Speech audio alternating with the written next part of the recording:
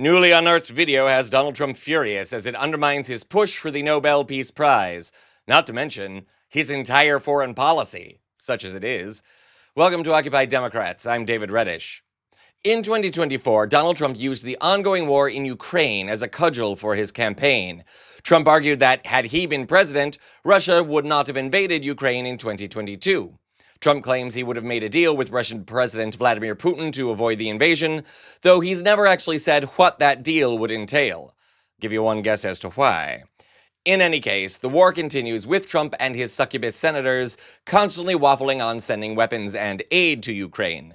Trump also issued a 50-day warning to Russia to end the war, though it's also not clear what incentive he offered Putin to withdraw. Then, earlier this week, he shortened that window. I'm going to make a new deadline of about 10 or 12 days from today. There's no reason in waiting. There's no reason in waiting. It's 50 days. I want to be generous, but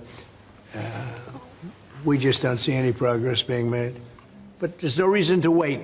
If you know what the answer is going to be, why wait? And it would be sanctions and maybe tariffs, secondary tariffs, unless we make a deal. And we might make a deal. I don't know. You don't know. It's we've done so many peace deals. This is the one I started out with, and I've always gotten along with President Putin. Well, good on Trump for giving Putin less leeway, but here's the real question. Why issue a deadline at all? This war has raged on for 3 years, and essentially giving Putin more time, 10 days, 50 days, or whatever, to play around and do whatever he wants, makes no sense at all. If Trump was the negotiator he claimed to be, he would have issued immediate sanctions on Russia and offered a 10-day deadline before they got even worse. Some of this, of course, might have to do with Trump's recent push for a Nobel Peace Prize. He knows other presidents, namely Barack Obama, who won twice, has received the honor, and, of course, he thinks he's entitled to it. Earlier today, here's what presidential spokesperson and liar Barbie Caroline Leavitt had to say about the situation. The president has now ended conflicts between Thailand and Cambodia, Israel and Iran, Rwanda and the Democratic Republic of the Congo, India and Pakistan, Serbia and Kosovo, and Egypt and Ethiopia. This means President Trump has brokered, on average, about one peace deal or ceasefire per month during his 6 months in office. It's well past time that President Trump was awarded the Nobel Peace Prize. Oh, and it gets even wackier. Stay with me. But first, let's break this down.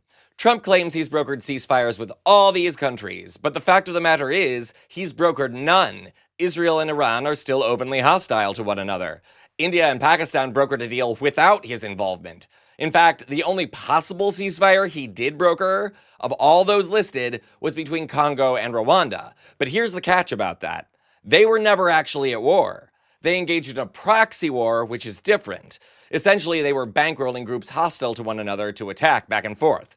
That's an achievement, but it's not brokering peace in a war. Besides, Trump's unprompted attack on Iran would seem to nullify any qualification for a peace prize, now wouldn't it? And now the situation for the taco-in-chief just got worse. Newly unearthed video is reminding the world of what he said about the Russia-Ukraine war during his campaign in 2024 and beyond. Take a look. The bombers inside Russia, the airfields, did that change your view at all of what Zelensky, the cards he has? Well, they gave Putin a reason to go in and bomb the hell out of him last night. That's something I didn't like about it. When I saw it, I said, here we go. Now it's going to be a strike. Did you catch that? Let's look at that again. The bombers inside Russia, the airfields, did that change your view at all of what Zelensky, the cards he has? Well, they gave Putin a reason to go in and bomb the hell out of him last night. That's something I didn't like about it. When I saw it, I said, here we go. Now it's going to be a strike. Yes, Trump may deny it now, but he can't escape the time when he said Ukraine deserved to be destroyed and invaded by Russia.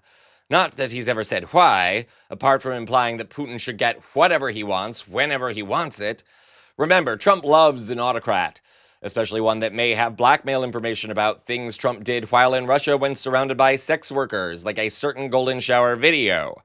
Look, it's not like Trump ever had much credibility on this front in the first place, and it's not like he has a plan to end the war, and he easily could have one. The Ukrainians have proven themselves resolute and defiant to Putin's encroachment.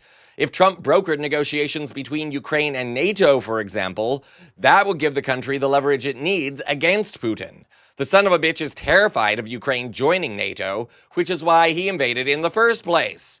But of course, Trump would need to actually know something about negotiation and deal-making to do that, wouldn't he? MAGA world might waffle on this issue as much as Trump.